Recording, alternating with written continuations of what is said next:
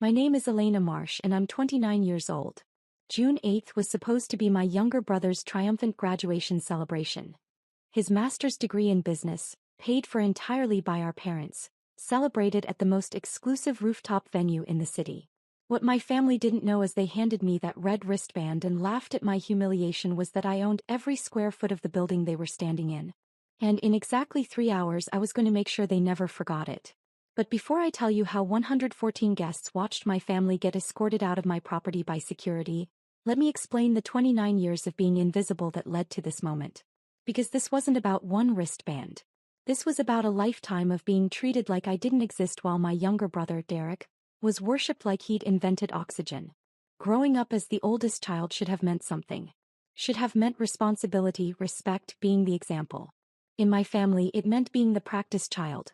The one my parents made all their mistakes on before Derek came along and they figured out how to parent correctly. Derek is 3 years younger than me, but you'd think he was royalty the way my parents treated him. When I was 7 and brought home straight A's on my report card, my father glanced at it and said, "Good. That's what we expect."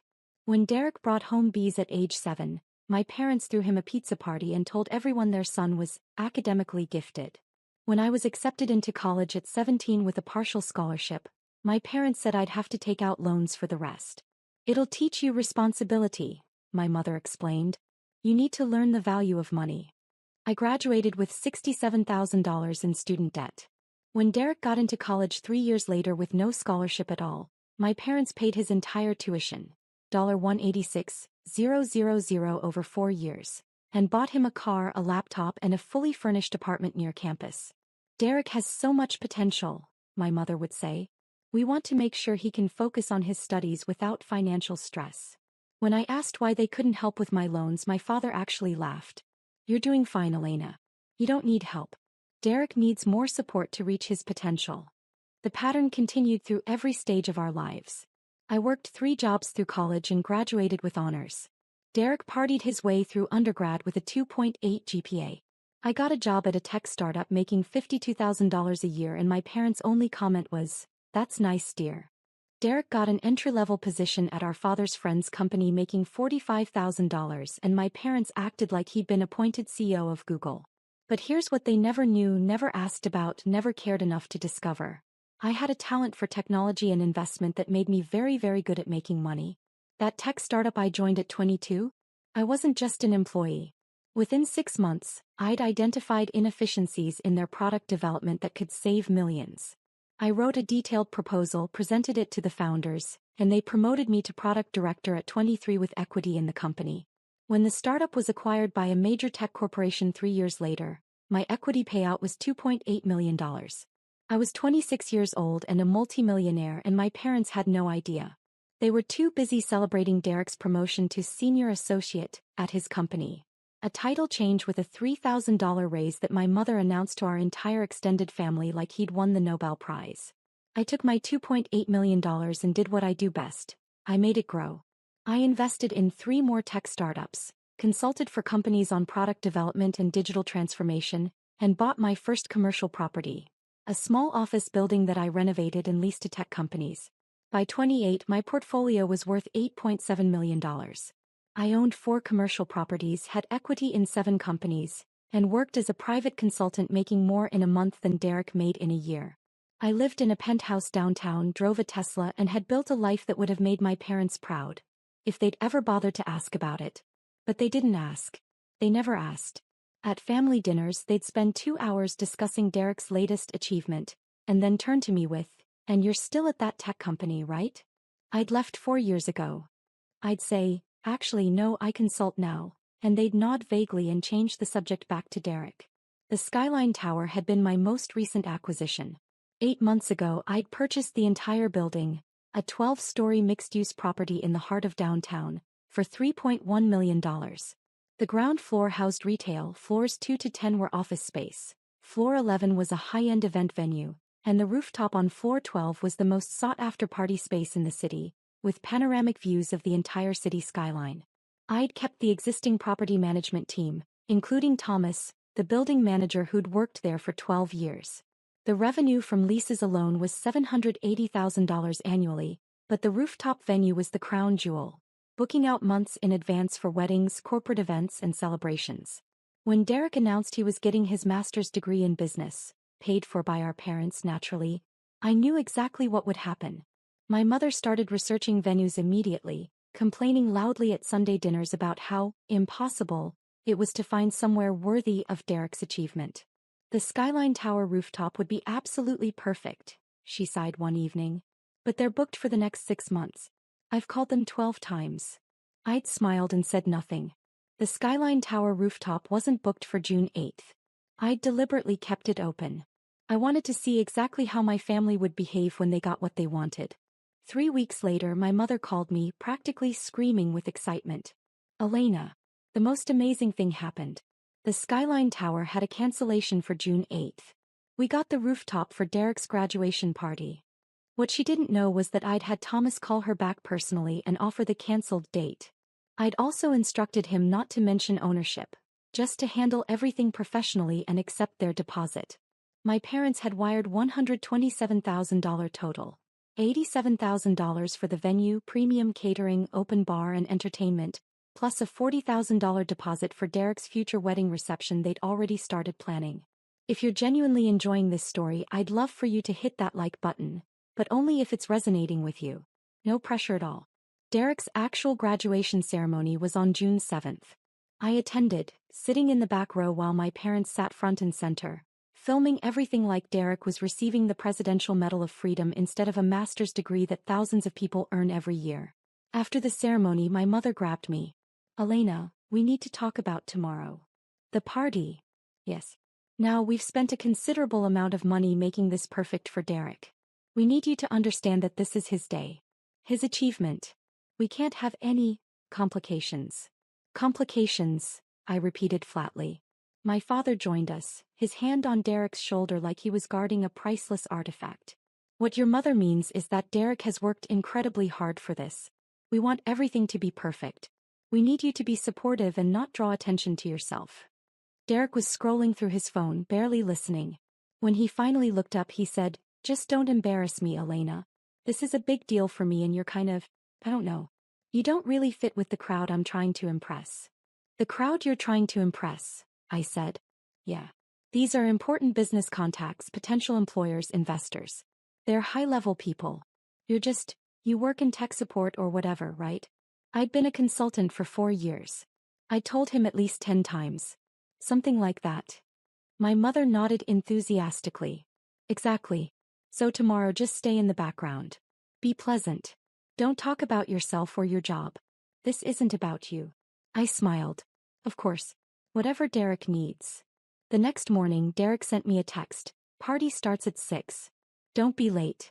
And dress appropriately, business formal. Try not to look poor." I stared at that text for a full minute. Try not to look poor. I had $8.7 million in assets and he was telling me not to look poor. I chose my outfit very carefully. A tailored charcoal suit from a designer boutique. $3,400, but understated enough that it wouldn't draw attention. Diamond earrings that had cost $12,000. Louboutin heels. I looked every bit the successful businesswoman I was, but nothing flashy. Nothing that would upstage Derek's big day. I arrived at the Skyline Tower at 5:45 p.m. Thomas saw me come in and his eyebrows rose slightly. I gave him a tiny shake of my head. "Not yet." He nodded and went back to directing the setup crew.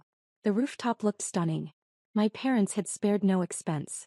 String lights created a canopy of light over the space.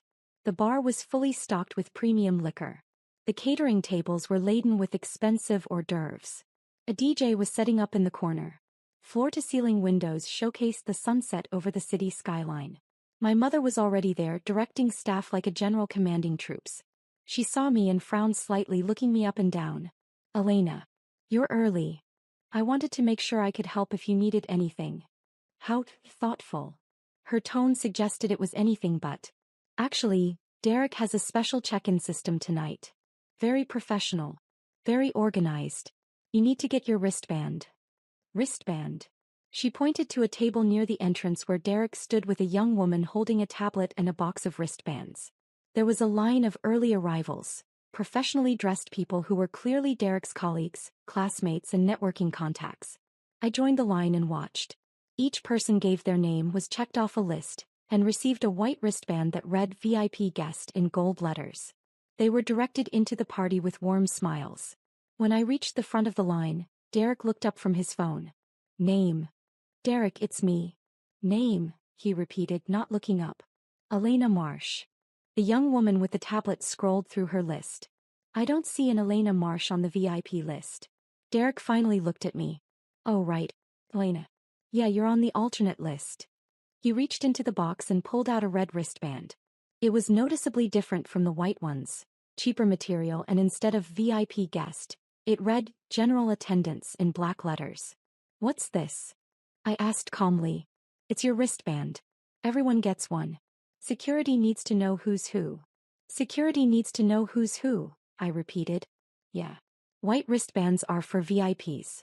Business contacts, important guests, family. Red wristbands are for everyone else. And I'm everyone else. Derek shrugged.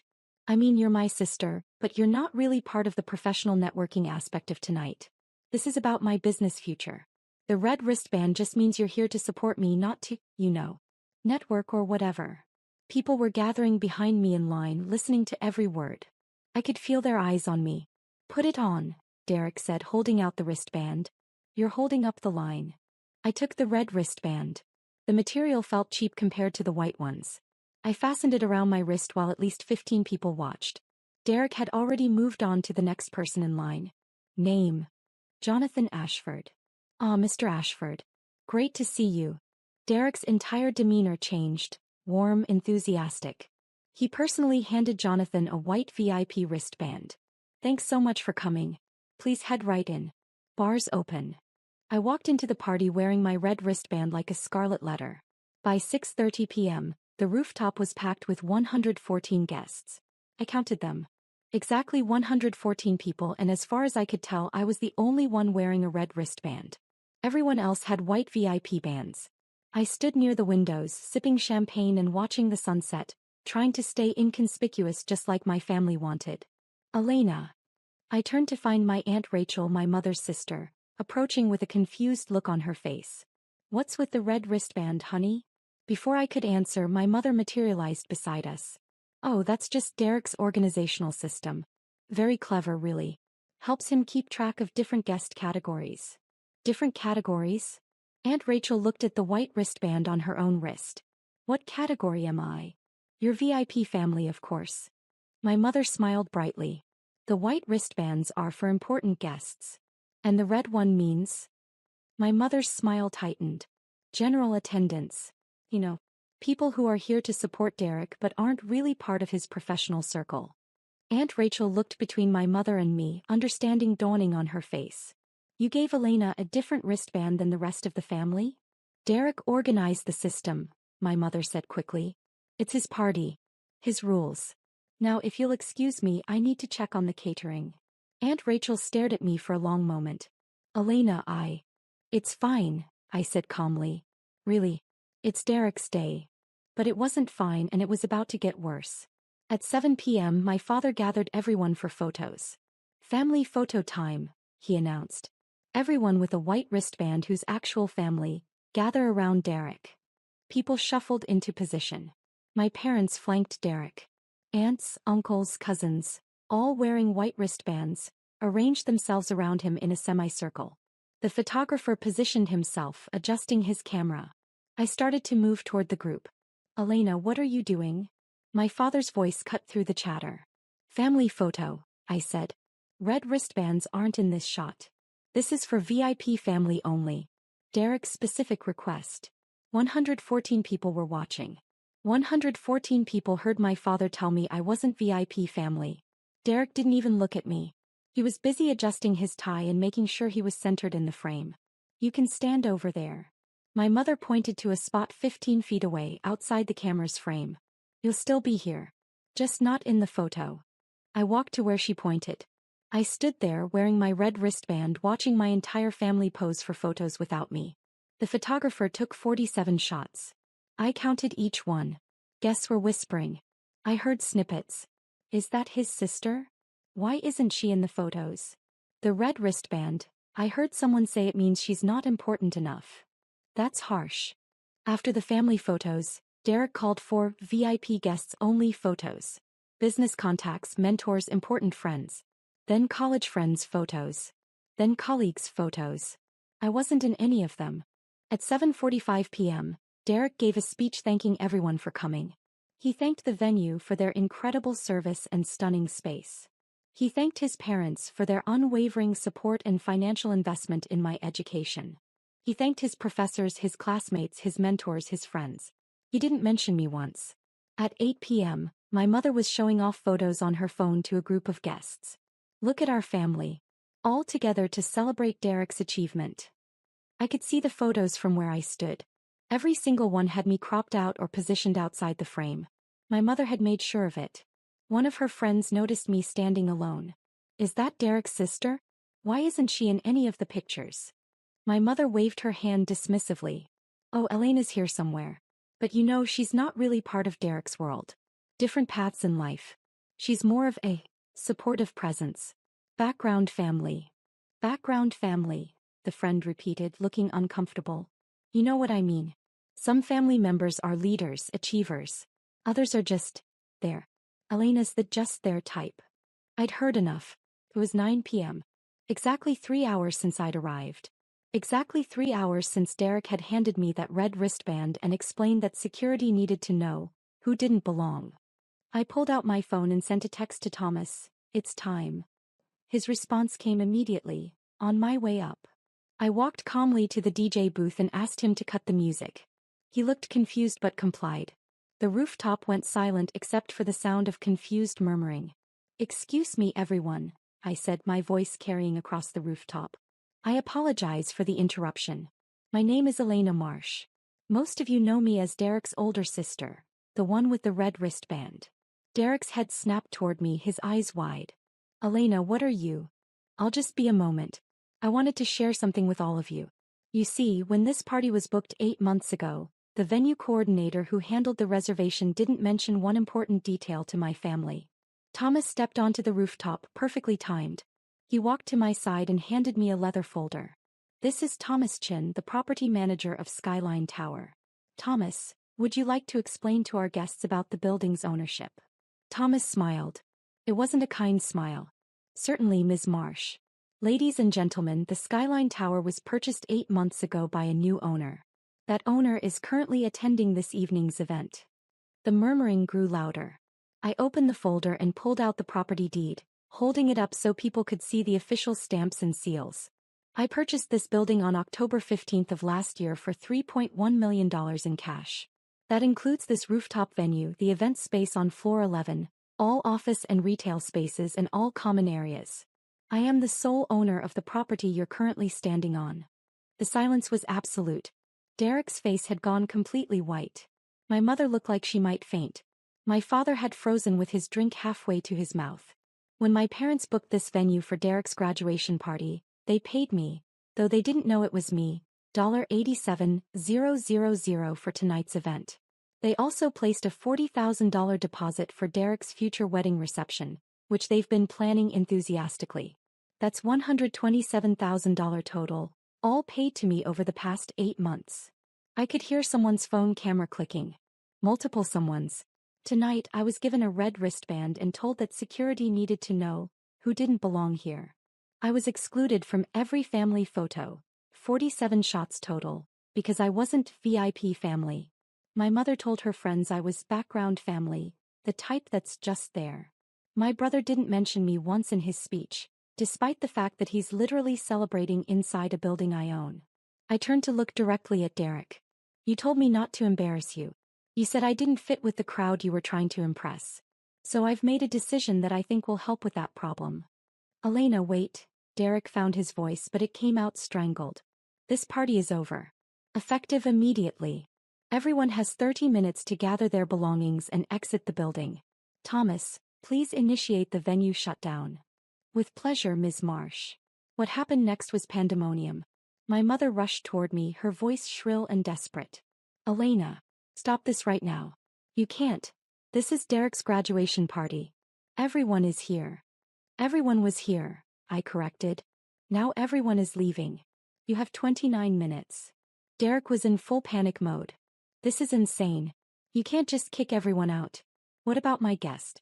My networking contacts? Do you have any idea how this makes me look? Yes, I said calmly. It makes you look like someone who humiliated the owner of the venue. I imagine that won't be great for your professional reputation. My father tried to take control.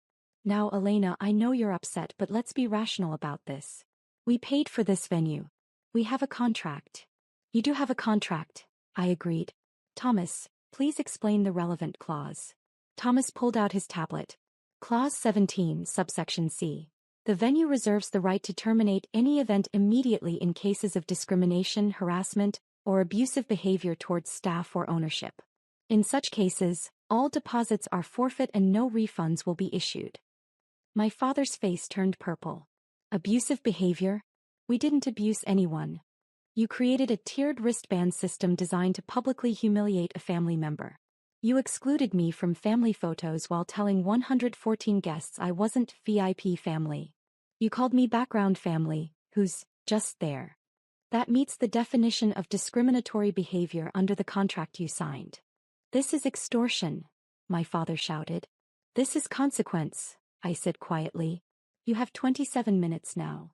The guests were already moving toward the exits, whispering frantically to each other. I heard phones buzzing with texts and calls as people began spreading the news. Derek's carefully cultivated professional contacts were filing past him, their faces ranging from shocked to disgusted to amused. One man, the Jonathan Ashford who'd gotten such warm treatment during check-in, stopped and looked at Derek. You humiliated your own sister at a venue she owns? He shook his head. Terrible judgment, Derek. Really terrible judgment. He walked away without another word. Derek looked like he might cry. Or vomit. Possibly both. My mother made one last desperate attempt. Elena, please. Think about what you're doing. Derek's future is at stake. His reputation. His career opportunities. You're ruining everything. No, I said. He ruined it himself when he decided a red wristband was an appropriate way to treat his sister. I'm just the venue owner enforcing her policies. Aunt Rachel approached me as she was leaving. She touched my arm gently. Elena, I had no idea about any of this, about what you'd accomplished. I'm so sorry. Thank you, Aunt Rachel. For what it's worth, I think they deserved this. She squeezed my arm and left. The building's security team, my security team, began systematically clearing the rooftop. The caterers packed up the untouched food. The DJ disconnected his equipment. The bartender closed down the premium bar that had barely been used. Within 25 minutes, the rooftop was empty except for Thomas, the cleaning crew, and me. My family was the last to leave. Derek couldn't even look at me. My mother was crying, her perfect makeup ruined. My father was on his phone, presumably calling lawyers who would tell him the contract was ironclad. As they reached the elevator, Derek turned back. I hope you're proud of yourself. I am actually. I'm very proud of what I've built. It's just a shame you never bothered to ask about it. The elevator doors closed on their shocked faces. I stayed at the rooftop for another hour, watching the cleaning crew restore the space to its pristine condition. My phone was buzzing constantly, but I ignored it. When I finally checked at 10:30 p.m., I had 67 missed calls and 143 text messages. From Mom, call me immediately. We need to fix this. Derek is devastated. From Dad, this behavior is unacceptable. We're meeting with lawyers tomorrow. From Derek, you ruined my life. Everyone saw. My career is over because of you. Multiple messages from extended family members, ranging from what happened to I can't believe what I just witnessed. I blocked my parents and Derek, then sent one group text to the extended family. Tonight's events were the result of years of mistreatment. I will not be discussing this further. Please respect my decision. What I didn't realize until the next morning was how viral the story had become. Multiple someones had recorded my speech and Thomas's announcement. The videos were all over social media.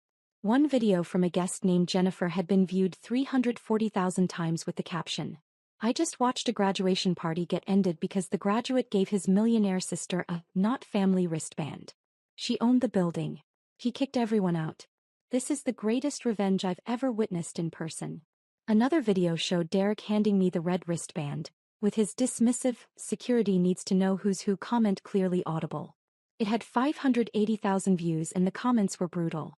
Imagine being this confident while humiliating someone who owns the building. The red wristband energy here is peak entitled behavior. Not family speedrun to I own your venue is chef's kiss. This man really said, don't look poor, to someone with $3.1 million in property assets. Someone had also found photos my mother had posted to Facebook during the party. The family photos I'd been excluded from. They'd created a side-by-side comparison. Those photos on the left and the video of me holding up my property deed on the right. It had been shared 127,000 times. The hashtag red wristband revenge was trending. The calls and messages didn't stop. For 3 days straight my phone was in constant notification mode. I finally turned it off completely. On day 4 my doorbell rang at 7 a.m. I checked the security camera and saw Derek standing there, looking like he hadn't slept in days. Against my better judgment I opened the door. I didn't invite him in. What do you want, Derek? I need to talk to you. His voice was hoarse. Please. You have 5 minutes. Everyone's talking about it. The videos are everywhere. My classmates, my professors, the companies I interviewed with. Everyone has seen it.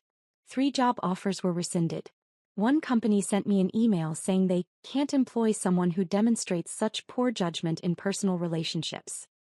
I'm sorry to hear that. Are you really? His voice broke. You destroyed my reputation, my career, everything I worked for. No, Derek. You destroyed your own reputation when you decided to publicly humiliate me with a wristband system. I just owned the building where you chose to do it. It was just a wristband.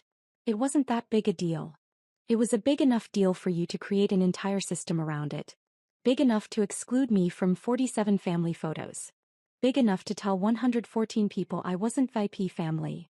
He was crying now. I didn't mean it like that. I wanted my day to be perfect. I wanted to impress people. You don't understand the pressure. The pressure of what? Being handed everything? Having your entire education paid for? Getting a party that cost $127,000 thrown in your honor? You're right, Derek. I don't understand that pressure. I understand the pressure of building a life while being ignored. Of achieving success while being called background family. Of being told I don't belong at a venue I literally own. Mom and Dad are furious. They're talking about suing you. They can try.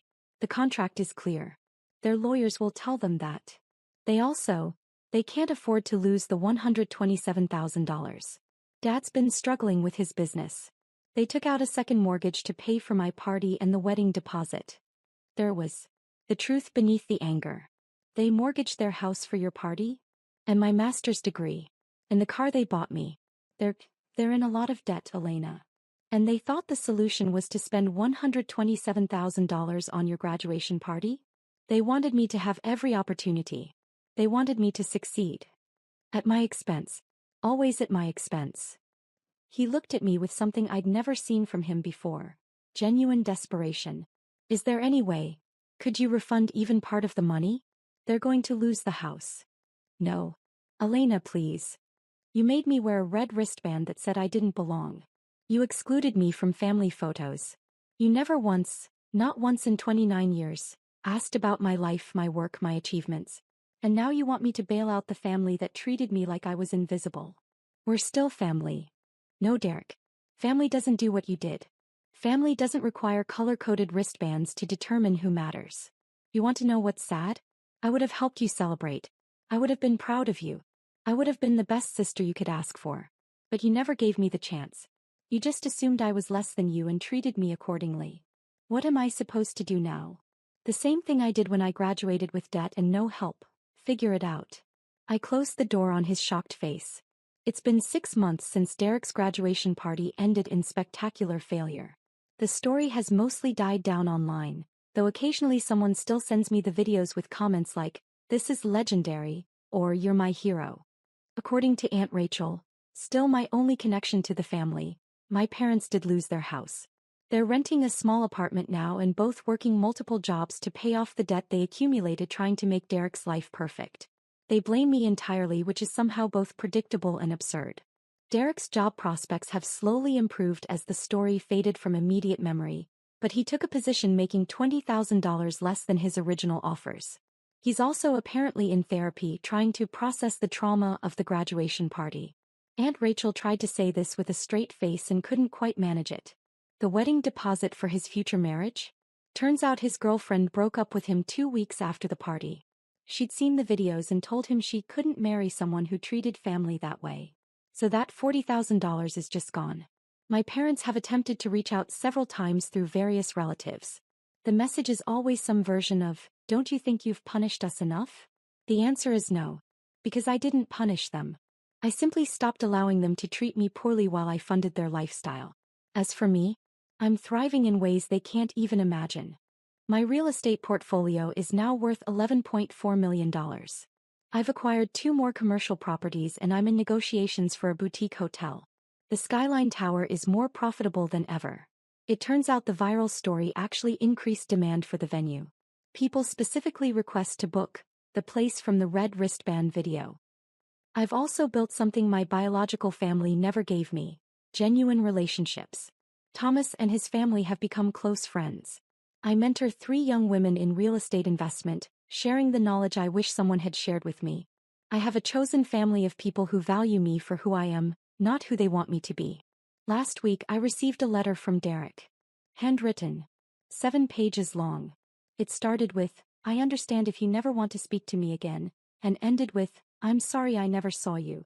The middle 6 pages were a detailed apology. Specific instances from our childhood where he'd been cruel or dismissive, times he'd watched our parents favor him and said nothing, moments where he could have stood up for me and didn't. He acknowledged that the wristband wasn't the problem. It was the culmination of 29 years of treating me like I was less than him. He didn't ask for anything. Didn't beg for money or forgiveness. Just apologized and said he hoped someday I might be willing to talk. I haven't responded yet. I might not ever respond. But I kept the letter. Because here's what I've learned: revenge isn't about getting even. It's not about making people suffer or proving you're better than them. Real revenge is building a life so successful, so fulfilling, so completely independent of the people who dismissed you that their opinion becomes irrelevant. I'm Elena Marsh. I'm 29 years old. I own $11.4 million in commercial real estate. And I haven't worn a wristband, red or otherwise, that I didn't choose for myself in 6 months. And honestly, I've never been happier. Drop a comment and let me know where you're watching from. Sometimes the best revenge isn't proving people wrong.